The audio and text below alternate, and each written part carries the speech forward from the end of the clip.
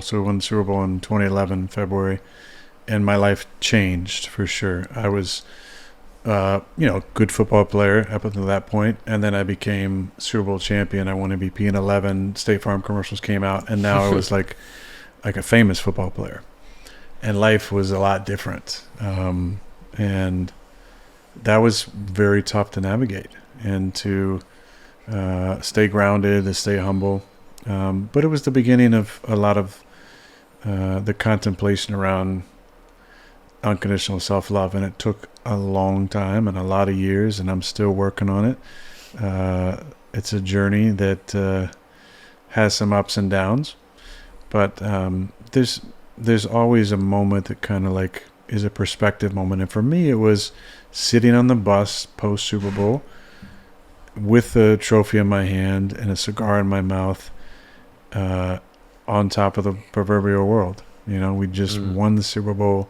I had a great game in my biggest moment, and so much pride in what we accomplished. I was literally living out my dream, and it was the number one on my bucket list: win the Super Bowl. Number two might have been win Super Bowl MVP, but win the Super Bowl was number one, and we did it. And I just said, now what? And that now what was a really fascinating question to contemplate, because there was like immediately a little bit of like insecurity and like doubt about like, who am I? Like now I've accomplished this thing that I always wanted to accomplish, and I'm not as happy as I thought I was going to be. Wow. So what is missing? I couldn't put the words to it, nor was I, aware enough to know that it was that self-love. It was the redefinition of success,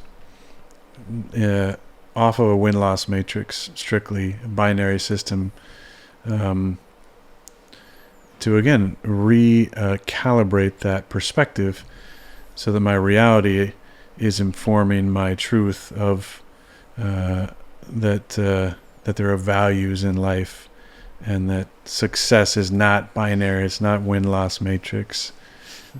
It's what I mentioned earlier, and I've said a few times. It's often just doing your best and doing the best you can with the knowledge you have in the moment, on your journey. So that was kind of the beginning of the exploration in self-love. Hasn't culminated, thankfully. It's never ending. But there's been some really beautiful moments sitting with myself and just like being my own best friend, and not in the mirror, but just like telling myself I am enough, I am proud of myself. I am worthy of love, and I can give and receive love. And it doesn't have anything to do with anything I do on the football field or in the plant medicine space, or anything else that people see publicly or that I know I'm all about privately. That take all that away, I'm still worthy of self-love. So yeah, that was quite the journey.